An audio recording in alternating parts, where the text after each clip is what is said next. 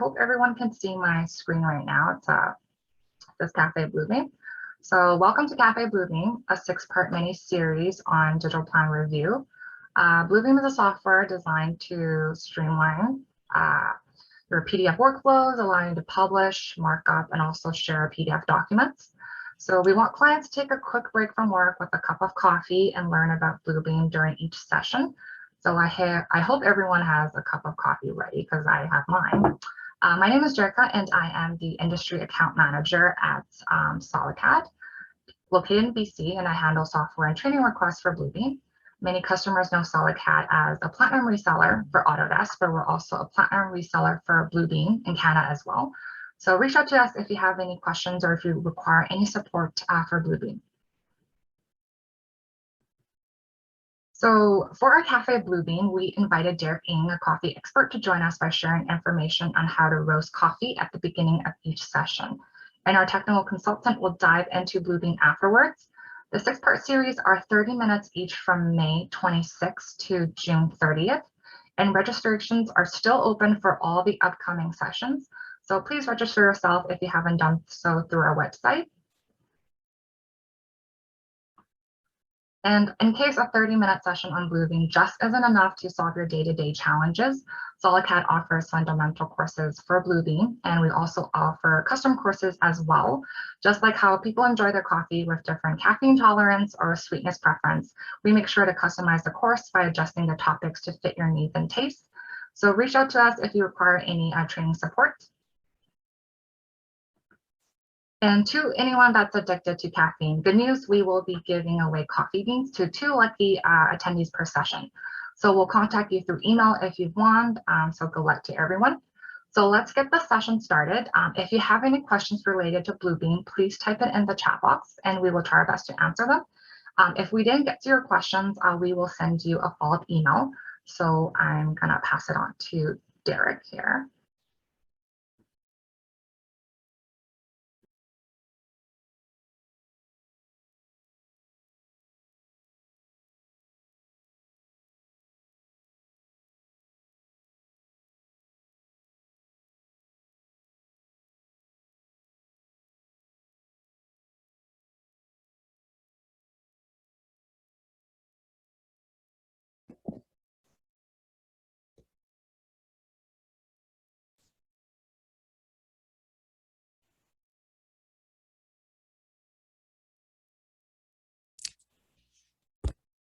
So, Jerica, I can't hear you. Series where we will be showcasing some specialty coffee, their origins, tasting notes, brewing methods, best practices, and some tips and tricks.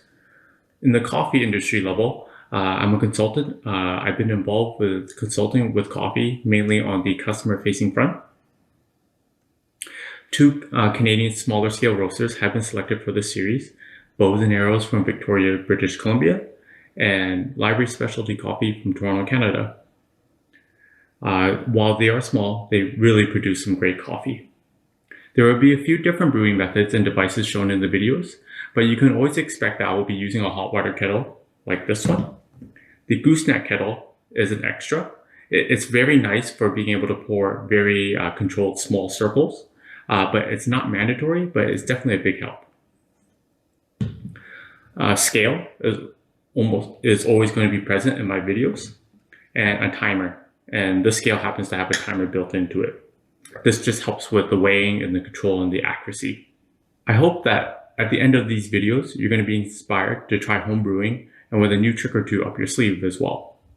All the coffees that you're going to see in these videos will be available to win via a draw held by SolidCad. So good luck to all the participants, and I look forward to brewing coffee with you guys. See you in the videos. Today's coffee is from Bows and Arrows. It is from the Sili Condori farms in the Illimani region of Bolivia. This particular varietal is a Cultura and is grown at an elevation of 1,600 meters. The brewing device that we're going to be using today is called the Hario B60. This cone right here is a cone style dripper. It comes in a variety of materials, ranging from plastic, ceramic, and in this case, this one happens to be metal. We're going to be using the white paper filter from Hario. Once I have it folded at the seams, I'm going to place it in the cone dripper. Once I have that, I'm going to be rinsing it with my water.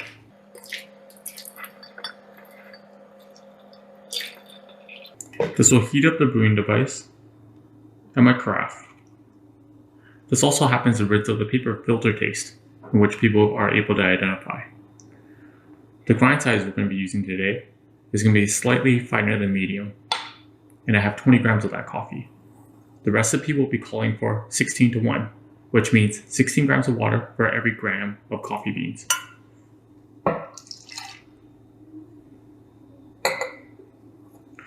I'm going to place my device on the scale.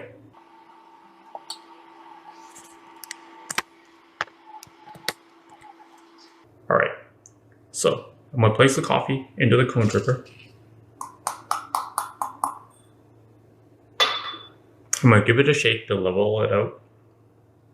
This will just help with extraction. We're going to make an indentation in the middle. This will help the water penetrate into the grinds, again, helping with the extraction. Now, I'm going to start my timer the moment I start pouring my water. The water is going to be a little hotter than what we expect with medium and dark roasts, just because with the lighter roast, hotter water actually helps with the extraction. The water I have here is 209 Fahrenheit. Hitting start, I'm going to pour into the center in small concentric circles, and I'm going to bloom 3:1, which is 3 times the amount I have for my original starting amount of grounds. See that's in here now. Now either with a spoon, or in my case, I'm going to give it a swirl like this, just to help the water evenly coat the grounds. We're going to notice that it's degassing. At the 30-second mark, we're going to continue pouring. Degassing just alludes to the coffee letting go of the gas from the roasting process. It's also responsible for what we see here, bubbles.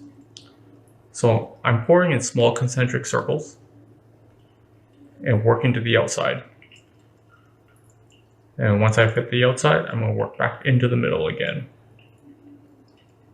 And since I'm brewing 16:1, my end weight recipe will be 320 total.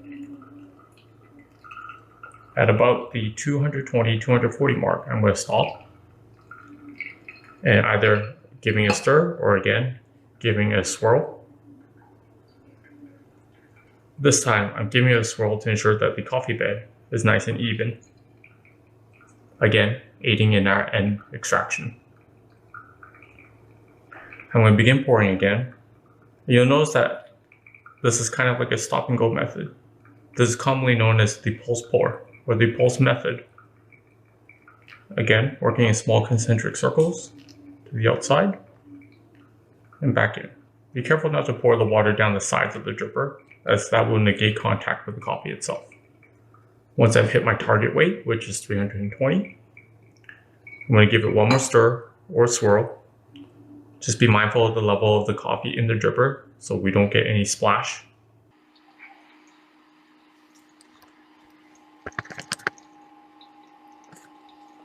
As we wait for the last bit of drawdown, we're going to prepare our drinking cup. Normally, I would like to preheat this so it doesn't immediately cool down the coffee for when you want to drink it. But in this case, since I want to sample this with you, I'm going to leave it cool, just so it cools down to drinking temperature a little easier. You will notice the drawdown is done, and it finished at 245. You want to aim to finish this between 2 minutes and 30 seconds and 3 minutes. Removing the filter.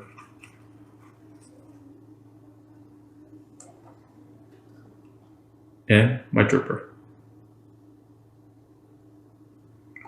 Here's our coffee here. I'm going to give it a quick stir. It's just a little tip, just to help incorporate the coffee. As it comes out of the dripper in different stages, we're just trying to marry the flavors together again.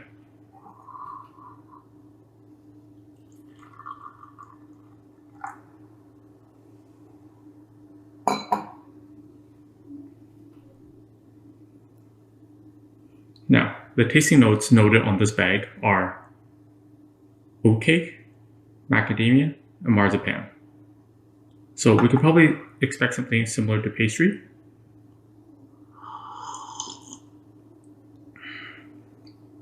Okay, I definitely taste something along the lines of pastry, kind of nutty, and kind of like a toasty brown sugar. As I continue to drink, it's relatively light, but on the finish, it kind of coats your mouth a little bit, similar to how it's like the after mouthfeel when you're eating toasted nuts. This coffee, along with the B60 drinking method, makes for an easygoing cup that's easy to enjoy. Thanks for watching. Catch you on the next video.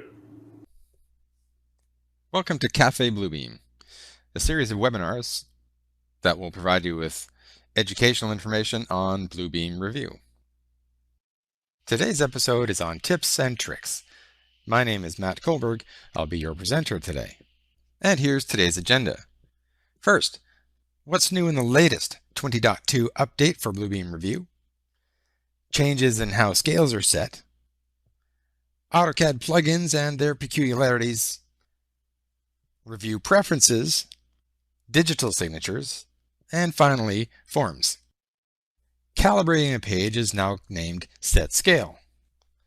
The procedure is much the same except for a few name changes and a different location for the tool. Here it's named Set Scale instead of Calibrate. Here's the choice of the many pre-configured scales. Of course, you can define your own scale too if you wish. And here's where the Calibrate button now sits. The procedure to calibrate hasn't changed, just where you find the button. Another new feature is the ability to control the units of length. Even though this page was calibrated to feet and inches, this measurement is millimeters. We can now select that measurement and change its units on the fly. Then we can set that unit as the default for next time. Bluebeam University is a new web page where you can access learning resources online directly from Bluebeam. If you're a SketchUp user, you get a new plugin. And if your company uses SharePoint, the installation procedure has now been streamlined. This page is about creating PDFs in AutoCAD. When Bluebeam Revu is installed, an AutoCAD plugin, including created PDFs, will be installed. AutoCAD can create its own PDF files. However, the Bluebeam PDF driver may have a few different options, like appending to an existing PDF, changing color depth, and merging and overwrite colors. These AutoCAD print settings can be adjusted to control default file naming, hyperlink behavior, and SHX fonts behavior. I'll speak to this a little bit later. PDF security can be applied here, and bookmarks can be generated based on AutoCAD objects such as paper space, layout views, and drawing objects. Drawings can be batch printed, and the user can choose from several batch printing options. Opening a file printed from AutoCAD, you may get this warning about untitled viewports. In all cases, say yes. These are never required, and they might affect the accuracy of your measurements. If you choose no, they can be removed manually as they are never ever required. AutoCAD users have a choice of two different font types for their text, SHX and TrueType or TTF. Many AutoCAD users prefer SHX fonts such as Romanes and Simplex for a variety of reasons. However, SHX fonts can be problematic inside AutoCAD for several reasons, including unsearchable text when printed to PDF. AutoCAD has a feature enabling searchable text within a PDF, but if the user chooses TrueType fonts, this is just not required. AutoCAD's feature saves each text object as a comment in the PDF. This enables searching text, but at the expense of creating a markup for each text object. This bloats the file size and clutters the markups list with unnecessary markups. They can be filtered out so as not to see them, or they can be removed by selecting and then flattening. In Bluebeam Revu, you can adjust preferences as well. There are administrator preferences and regular preferences. Under the administrator, you can configure the plugins such as AutoCAD or Microsoft. There are PDF creation options such as default resolution and file naming. You can even configure to display the different AutoCAD page size options when you decide to print inside AutoCAD. Under Preferences, there are options for the interface such as background color and language. Options for how each view navigation tool behaves. Default units and spelling. In addition, each markup tool has its own set of defaults. Finally, under Admin, you can choose Bluebeam Revu as the default PDF editor and choose to back up all of your preferences for restoration when you get a new computer. Now, signatures. Often, users need to sign their PDFs. After a user uses an improved stamp, many simply scan their physical signature and use it as an additional stamp. Here I've signed my name, scanned it, and created a review stamp. This is how to get your physical signature on the page, but it isn't a quote digital signature. A digital signature on Wikipedia is defined as a mathematical scheme for verifying the authenticity of a digital message or document. A valid digital signature, where the prerequisites are satisfied, gives a recipient a very strong reason to believe that the message was created by a known sender and that the message was not altered in transit. Revu can log into your official signature, and when signed, your document is digitally verified with possible legal significance, more than just an electronic scanned signature. This time, let's talk about forms. You've likely seen some PDFs that are downloaded, often from the government, where you can actually enter information within a PDF even when you don't own PDF editing software. This is just such an example. This form was created to enable a tenant to enter personal information most efficiently. I can enter my name, phone number, address, and all other information, and then save the file to send it back to whomever sent it.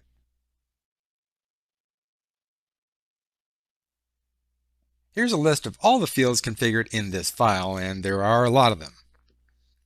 Their appearance and default values such as font, size, and color can be set in the Properties tab. You can even control the type of information being entered. For example, say you want the recipient to enter only a numeric value. Revu will let the user know when they're entering invalid information. Actions, typically hyperlinks, can be configured so when the user clicks a button, they're sent to another web page, for example.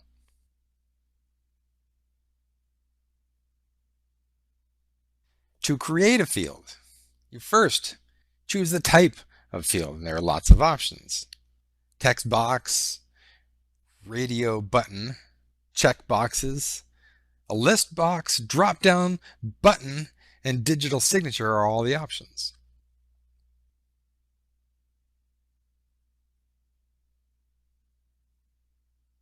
In this case, I see that the name and relationship is missing, so I'll add a text box for the name. You specify a location and size, then edit the name and add a tooltip. Then edit the other desired properties to get the display characteristics you're after, such as font, size, justification, etc. This time, I'll add a drop-down box of relationship choices. Maybe I don't want the recipient to enter any random value, only the options that I provide to them. Again, like the text box, specify the location and size, then edit its name and all the required choices. Single, married, divorced, whatever. Then when the recipient is entering information, they simply choose from the list.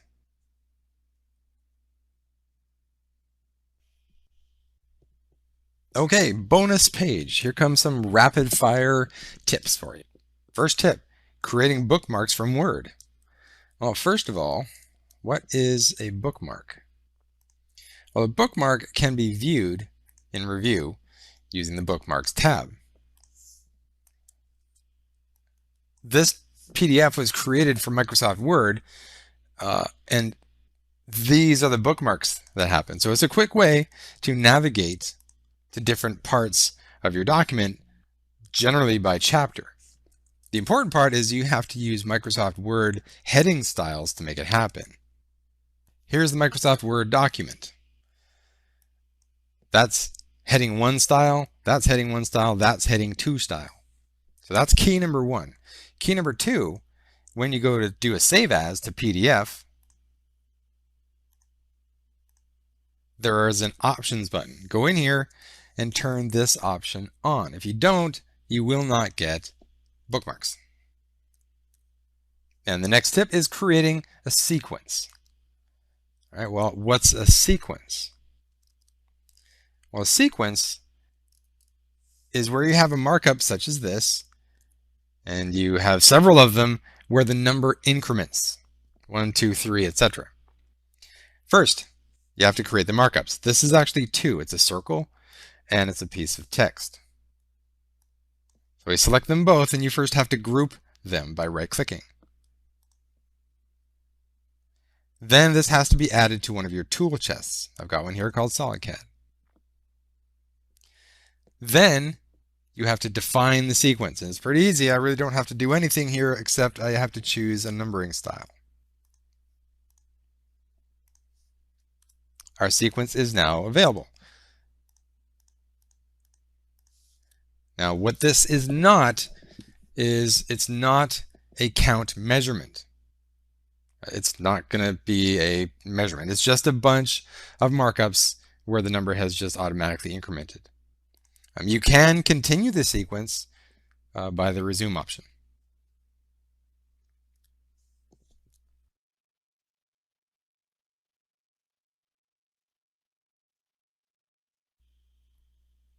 Next up, capturing and reusing snapshots. All right, so the deal is, let's say I like this graphic and I want to use it in other parts of my document. First, I create a snapshot. Quickly define a rectangle around my object. It's captured. I'll paste it. There it is. Now, the interesting thing when you paste, that snapshot actually appears in your recent tools list. So I can even just get rid of that, pasted snapshot, and use the recent tools to re-add it again. Once a snapshot has been created and inserted via the tool set, I can bring it in and resize it at that point. If I want to, I can permanently save it by adding it to my previously configured tool chest. There it is. And next on the list is applying a single markup to multiple pages. The story here is I'm the reviewer, and the CAD person maybe has used an improper font or an improper size. So instead of adding this markup manually to 37 pages, I add it once and use the appropriate right-click option, Apply to Pages. Now I have a choice. All, custom range, even pages, odd pages, etc. I want to add it to all. Go to the next page. There it is. Next page. There it is. And it's on all pages now. And next is hyperlinks. So we'll go back to this guy, and maybe you want your recipient to be linked to your company's standards page that says what font should be used. Right-click the markup, and by the way, you can use this tool for any markup, not just callouts. Right-click the markup and choose Edit Action. Now, an action can be more than just a hyperlink. I can create a snapshot view action. I can link to a different PDF or a different page or a different space. For me, I just want to use a typical hyperlink. And I'll just go to google.ca. Now, the second you add that hyperlink, that little guy right there will become visible. That tells us there's a hyperlink attached. And then I just click it to go to that page.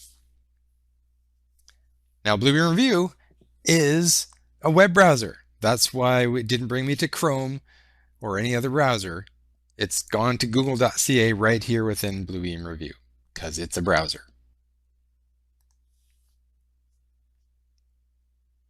And next on the list, how to quickly make multiple copies of any given markup. I have an example right here. There are 4 markups. I would like to take this one and make 4 more copies of it. Sure, you could select it and use copy, paste, paste, paste, paste, or just hold down the control button and drag that markup someplace else.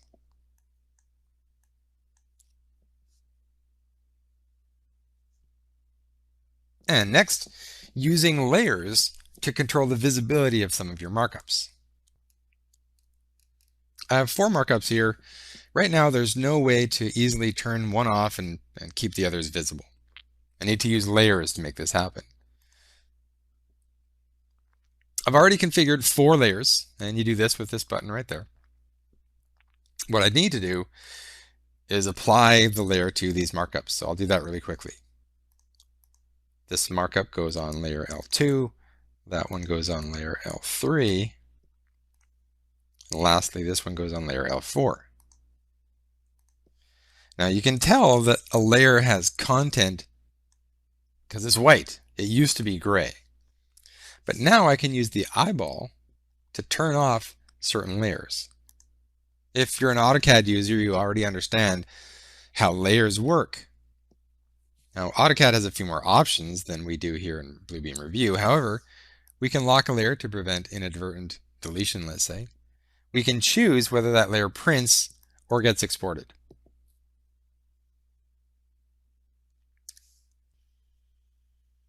And now, using the status column and manipulating the color of a markup based on the results of that status column. So first, what is the status column used for? Well, let's say we have a markup like this. Me as a drafter, I need to know when I have successfully addressed a markup. So I'll pick on this guy right here because it's blue. Right. That markup is blue. I'll set its status to completed just to tell myself whether or not it has been addressed by me. But let's say you are a reviewer and you're about to set its status to accepted or rejected. And when it's accepted, you want it to become green. When it's rejected, you want it to become red. You do this by creating or managing your different status. Now, I've already done this, but when I modify the accepted status, I've told it to change the color to green.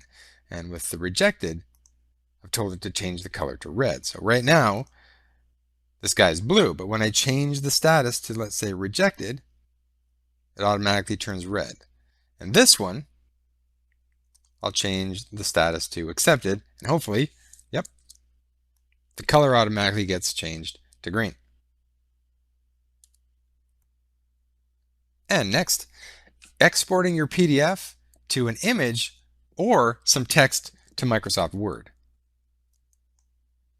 In AutoCAD, when you attach a PDF, sometimes that can affect your performance negatively.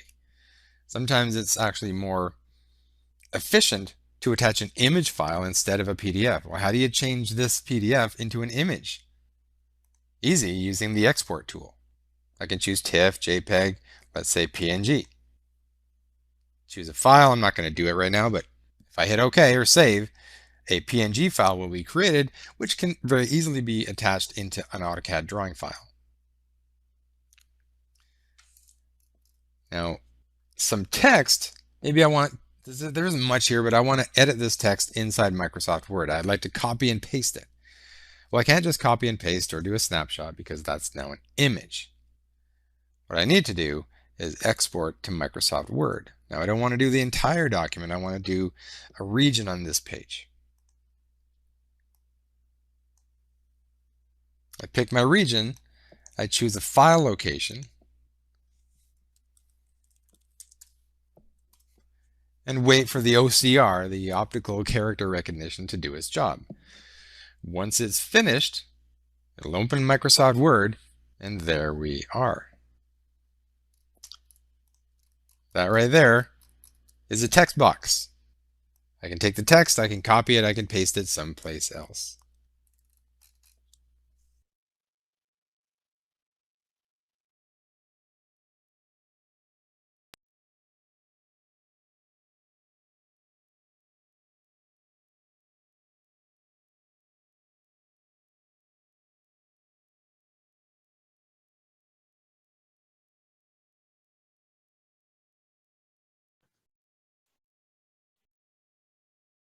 Well, thanks everyone. Thanks, Matt, for the tips and tricks. So I hope all the attendees learned a new method on how to roast coffee, and also, some valuable information for Bluebeam. And again, we will send you a thank you email to all the attendees along with a link to the recordings of all the Café Bluebeam sessions. We'll also reach out to the 2 winners that will be drawn afterwards for the coffee beans. If there were any questions you guys think about afterwards, please feel free to send us an email. And again, thanks for everyone for attending. We will see you next Wednesday, and the next topic will be on markup lists.